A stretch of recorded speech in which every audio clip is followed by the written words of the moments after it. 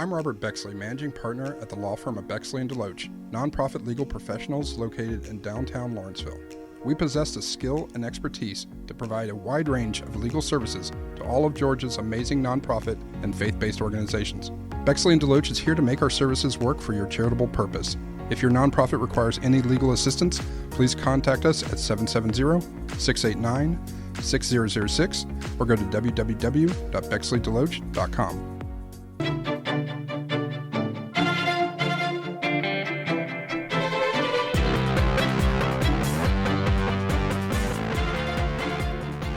Hello and welcome to Giving Back to Gwinnett on Business RadioX. Giving Back to Gwinnett highlights the wonderful nonprofit organizations that serve our community.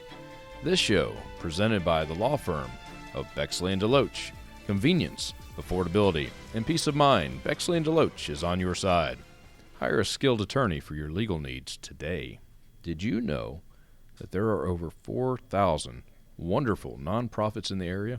Our hope is that you will be touched by their mission and their impact, so you too will want to be involved. I'm your host, Tom Sheldon, and we are coming to you live from the Subaru Gwinnett studio inside the beautiful Sonesta Gwinnett Place Atlanta Hotel. Now, let's meet some amazing people. Hello, amazing people. Hello. Tom. Hi. Wow, I have a room full again. I love it. With me today, this is a great day. I have three guests. With me today is Kim Holland and Stacy Lord of Gwinnett Building Babies' Brains. Hello, ladies. Hello. You can say hello. It's okay. And with me, Dr. Genie Burnett, Manna Scholarship Fund. Hello, Genie. What's up? You name it. It's up. Kim and Stacy, if you wish, grab you a cup of coffee. We're going to be back with you in just a moment. All right. Hang in there. Jeannie's an old pro at this, so it's like you did this yesterday or something. Just saying. Something. So if it shouldn't be too bad. Just hang out for a minute, and we're going to talk about the Manna Scholarship Fund right up front. Now, when I think of manna, I think of manna from heaven. You got it. I'm telling you. Or maybe a blessing in general. Literally, the name manna means gift from God. It does. It means what is it? And it means Christ himself. There you go. So how did this all come about? The Manna Scholarship Fund. First of all, what does it focus on? What does Manna focus on? So when I was a youngster, 14 to 18, I developed an eating disorder. And I was anorexic, and then I was bulimic. Oh, wow. I literally, I did not have a great relationship with God, but I remember one time when I was 17 looking up at the sky and going, God, why do you hate me so much? Why am I struggling so much? And after the last few years, I have figured out why. God had put on my heart to start this organization at the end of 2005. I started it with a colleague. We wanted to have a Christian-focused or Christian-friendly, like where people of faith who wanted to come someplace could come and have their faith integrated with their therapy. And we focus on eating disorders because myself and my colleague had an eating disorder, and she was a dietitian, and so we created the Manna Scholarship Fund. And when you are in your emotional and spiritual desert, if you look up and you see where God is, you can follow him through that, and he will give you what you need. And that's basically like for eating disorders, when they are walking through this hell that they're in, God gives you enough. And so it teaches you to lean on God and to take what you need, not too much and not too little. So 15 years, congratulations. Thank you. Going strong. Stronger. It's been hell, but Now, obviously, you've lived through this. Yes. So you can relate to people in need. Mm-hmm. That's awesome in itself. Yep. You are a licensed clinical psychologist, correct? I am. So you know about this stuff. From both sides. Wow. That's a pretty good resume. Thanks. I like it. So how does this work? I believe that there's roughly 26 million men and women who have these disorders. 500,000 teenagers. Correct. Give or take? Yes. That's a lot of people to help. Yes. So how does this work? Someone needs help. And you know the thing about an eating disorder, it does not discriminate.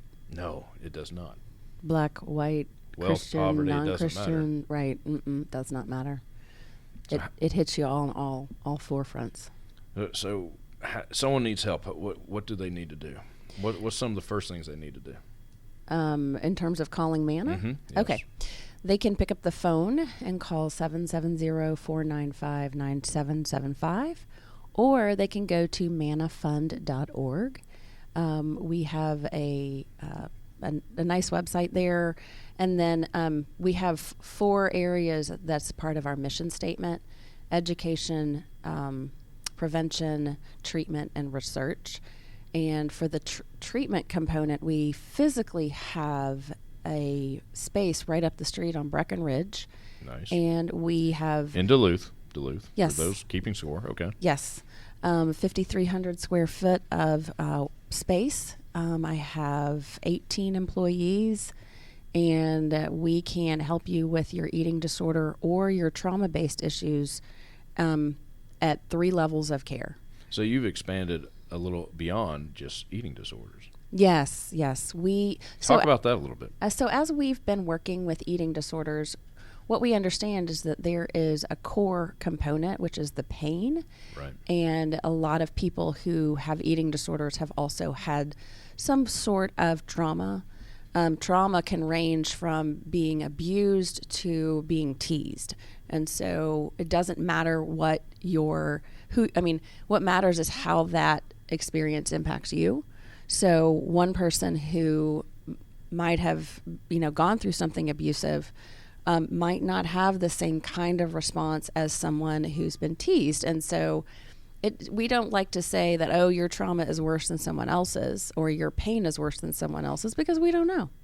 So what we do is we just address the pain, and we help them through that so that they don't need to have an eating disorder to cope with it any longer. I'm with you. So tell me about 2020. It's been difficult for everybody. Definitely been odd and a change. What have you guys gone through at Manna? Well, I thought that the shutdown was going to be hard. The only thing that we had to do was really buy a Zoom subscription. Not hard? Not hard. That's good. We've figured it out, and we can run both in-person and virtual sessions. That is awesome. We have, like I said, 3 levels of care. The highest level is partial hospitalization, when they're in our facility for a minimum of 30 hours a week, 6 hours a day, 5 days a week. And so we literally ran our Zoom calls for 6 hours. And then we also have intensive outpatient, and that's 3 hours a day, 4 days a week. And then we have your traditional outpatient therapy. I got you. And some of your patients actually go into the hospital. Yes. So we also have... And you have funds for that. So Manna Scholarship Fund was created for the highest levels of care, which is hospitalization, right, medical, and then long-term care. And before 2016, when I combined the outpatient practice here in Duluth with the scholarship program, we had put in the first 10 years about 25 people spent about $1.2 million on providing that care. We've provided for that care and, got discounted rates through the hospitals. And so we were able to do that. Nice. You pulled it off nicely. Yeah. And now you actually Manna directly pays the hospitals. Yes. We don't pay people. We don't pay them back. We literally pay for, There's no reimbursements. Mm-mm. So that's good. You're paying the hospital directly. Right. Yeah. So I'll call the hospital. Well, that creates peace of mind for the patient. And the hospital. Well, that's true too. I'm more worried about the patient, but you're right. Well, no, it works, because if I said, hey, I've got this patient and they need probably 30 or 45 days in care, I'll give you $15,000. Are you going to take them or not? Right. And a lot of times they say, yes, ma'am. That's awesome. They like you. I'm a little bit I'm feisty. Well, that's good. No, you get things done. Yes, I do. I'm a bulldog. I like that. Okay, so we must have goals, expansion goals. Are we expanding? Oh, yes. I know Gwinnett County is definitely, you're in Gwinnett County. What else are we going to be doing? So we are working with another nonprofit in Michigan called the Kirsten Hagelin Foundation, and we are trying to set up a recovery residence for our people who are in our partial and our intensive outpatient levels of care.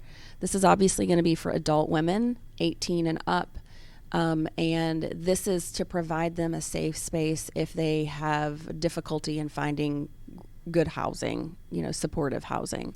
And so we'll have a maximum of four girls, 4 women that live in the home, plus we'll have a caretaker there. Those are huge goals. That's just one of them. Well, throw another one at us. So this is great. We know that there is a dearth of resources on the south side of town, and so down in Peachtree City in that area, we are going to expand at some point next year down there. Congratulations. Yeah. I like it. There's literally nothing down there, and there's a whole lot of people with pain and who need the care. So what kind of help do you need with these goals? They're big goals, but they're really cool. What kind of help do you need with these? I know you need resources. We all need resources. So as I was saying, other than the podcast here, I'm just saying. Well, this is fantastic. It's a great step-off point. So in the chamber, Johnny Phelps used to say, because he sold houses, if you really love someone, buy him a house. Absolutely. So I would love it. There's some bad jokes that go with that. We'll leave those alone. We're not going there. No. So I would love for someone to give us a house, rent us a house. We need a 3-bed, 2-bath house. And then we also need money. We need food. We need refrigerators. We need furniture. We need everything, like, for that. And if you're going to be owning houses, you're going to need maintenance and fun stuff like that. Exactly. All of that stuff. That list grows. Mm-hmm. Mm-hmm. But getting the house first, that's first and foremost. That's, you know what, the rest, you throw it out there and God will pick it up and something will happen. So how do people get a hold of you? Seriously, not just for patients, but to help you with these goals. How do people need to get a hold of you? So they can go to our website. We are actually starting our Angel Society. And what I'd really love is for 100, 200 people to sign up for our Angel Society. It's $19 a month. It's just a subscription. It just comes right out. That's about what? A Starbucks for 4 days. And so I would love for people just to log on and find our Angel Society. We're running a banner on it and help us that way. That's mannafund.org. It is. Mannafund.org. MANNA. Nice. And you are the founder and CEO of the organization. I am. Awesome. Well, Dr. Genie, thank you for coming in. No worries. So that was easy. That was fun. Goes by fast. Now we just got to get that house. Right. I know a guy that can do the termite and pest control for you. Great. Free, of course. Of course. I'll introduce you later. I love that. I Good appreciate deal. that. Thank you for having me on your show. You're very welcome. Thank you for being here. Kim, Stacy, you still there? We're here. We are. Ah, there they are. There they are. How was the coffee? Excellent. Thank you. Oh, perfect. That's good. Excuse me. Building babies' brains. Gwinnett. Is there more than one Building Babies' Brains? No. This is the Gwinnett version. This is unique to Gwinnett. Okay. I didn't know. But now this is a community collective. Yes. Correct? And that means a whole lot of diverse people and organizations getting involved. Yeah, we making it have happen. 40 to 50 organizations within Gwinnett, community leaders, nonprofits, businesses, school districts, you name it. We're all sitting around the table tackling this problem of school readiness. So how in the world did it get started? There must have been a need. There had to be a need, and people like yourself stepped up. Yeah, so the school district a number of years ago heard, from schools anecdotally that kids were coming to kindergarten not ready. So they developed a readiness assessment for children coming into school based on standards for pre-K students, and found that 52% of our students entering kindergarten are not ready. And that's a global assessment, so we're looking at cognitive, social, emotional, all of those types of skills that kids entering kindergarten need to have. And that's a lot of kids if you think we've got 60,000 children birth to 5 in Gwinnett, right. And 52% of them are not ready to learn in kindergarten. Goodness, that many. There's that many. When you say skill level, that's what their ability to to interact, to learn? All of that. So specific skills, letters, numbers, things you think about with cognitive, but also collaborating with peers, being able to follow directions, things like that when they get to school to be successful. I got you. Now let's jump ahead a little bit, and we'll get back to some more important things. You ladies, you folks have an amazing website. I want to talk about the website. I definitely want to get the website in. I went to the website. It's really cool, but there's a toolkit for parents. Yes. I definitely want to talk about that right away. Talk about that, all the things that are available to parents from your website. You want to take that? Sure. Well, the website is set up so that, birth to 5, parents can go in, they can find what they need, and it's actually really geared toward, separating out by 0 to 3 months, specific age groups so that parents can really isolate exactly, the age of their child and what they might need. There are resources around social emotional learning. There are resources around approaches to learning, around literacy. So just so many different avenues depending on the needs of the parent. Even parents who think, my child may be developmentally delayed in some way, or I'm feeling like there may be some speech delays or something going on that I'm just not, I just don't know enough about, that they can actually go onto the website and find resources for that as well. There's videos, there's downloads, there's activities. That's right. It's really cool. Yeah. Thank you. So maybe there is a handbook for children. They say children don't come with handbooks, but this could be close. This is what every we parent know. needs this. I'm dead serious. You are correct. It's very cool. And that, whether your child is ready for kindergarten or not, there are resources for everyone on the webpage. And even resources if you're looking for childcare, or you want to find out if there's a program where I can take my child, but I want to be with them. Right. All of those are on the website as well. Give the website real quick. We're going to give it out again before we get done, but give the website out real quick if you would. buildingbabiesbrains.com. buildingbabiesbrains.com. You realize there are people listening to this right now that are jumping on their phone or something and trying to find this website. We hope so. Yeah, exactly. That's perfect. That's what I'm hoping too. Seriously, folks, if you're listening, go to the website. It really is cool. All right, back to the other business. I'm sorry, I couldn't wait to talk about the website.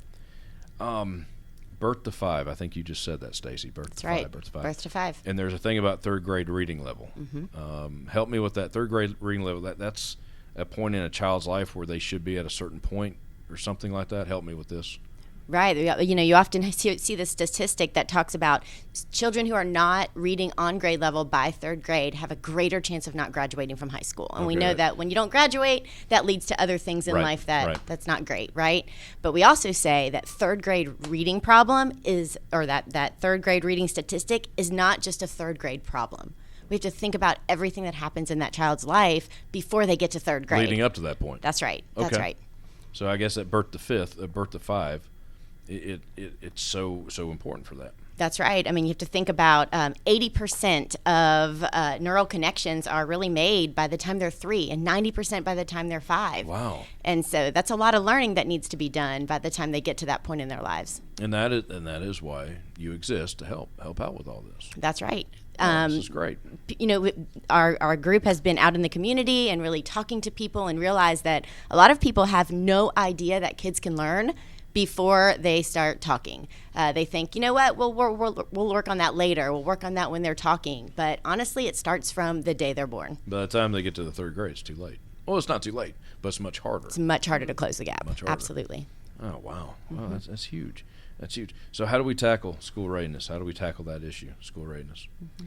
So it's really this group of folks that got together. We spent, we're about 2 years in now, and we spent the first year figuring it out and coming up with a strategic plan to tackle it in some specific areas. And so we're looking at 3 levers that we're going to try to pull. So one is around awareness, and that's where the buildingbabiesbrains.com comes in, and some other things that we're going to do in the near future. And so we have an action team working on that. And then there's high quality programming and resources. We want to make sure that parents have access to high quality where they live, so locally available to all parents. And then also looking at that collective approach. So what can we do as a community and different organizations and people getting together to make sure that we're leveraging the resources we have, the limited resources that we all have together to make a difference in a child's life. Now, you talk about community. I'm big into building community. What are some of the major things, the big things that the community can do? What do you need the most out of your community? It's easy to say you're going to do something. Sure. And well, I'm busy. But what does the community need to do? So, number one is just understanding that this is a reality in Gwinnett, that learning does begin at birth, and we have a lot of kids coming to kindergarten not ready. I think that's surprising to a lot of people when we say over half of our kids are coming into kindergarten without the skills they need to be successful. Wow. And that same group of kids are the same kids that aren't reading on grade level in third grade. So we've got to mitigate that. So it's just awareness around that. So just talking about it, telling family and friends, promoting the website, following us on social media. We have Facebook and Instagram, Twitter coming in January.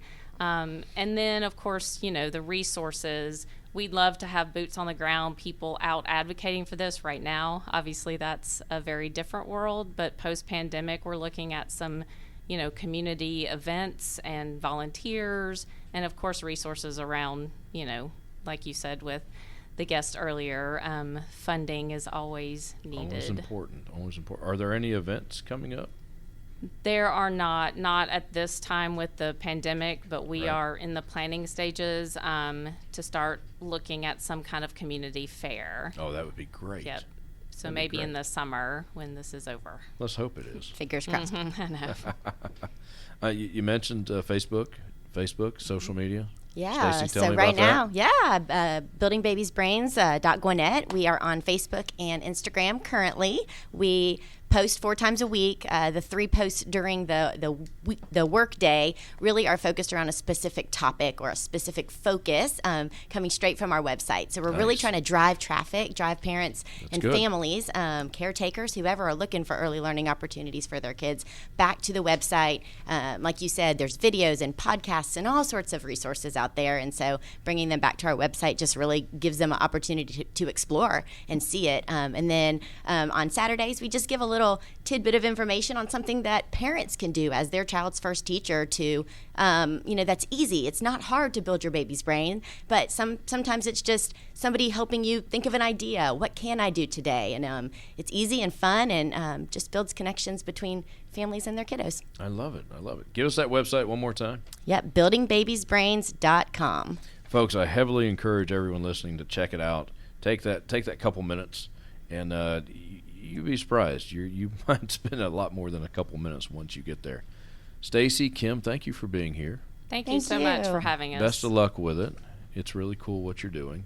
I never realized their birth to 5 years is so important. It is critical. It really is. Absolutely. Wow, I think too many of us assume, it's just a small child. They don't know what's going on, or we can say anything in front of them. I guess not. No, they are taking it all in, and the more you engage with that little one, the better. I like it. Nice job, ladies. Thank you so much. Happy holidays. Thanks for being here. You too. Happy holidays. Happy holidays. Thank you for joining us on Giving Back to Gwinnett. This show has been presented by Bexley & Deloach. For convenience, affordability, and peace of mind, visit BexleyDeloach.com, BexleyDeloach.com. I'm Tom Sheldon. You've been listening to Giving Back to Gwinnett on Business Radio X.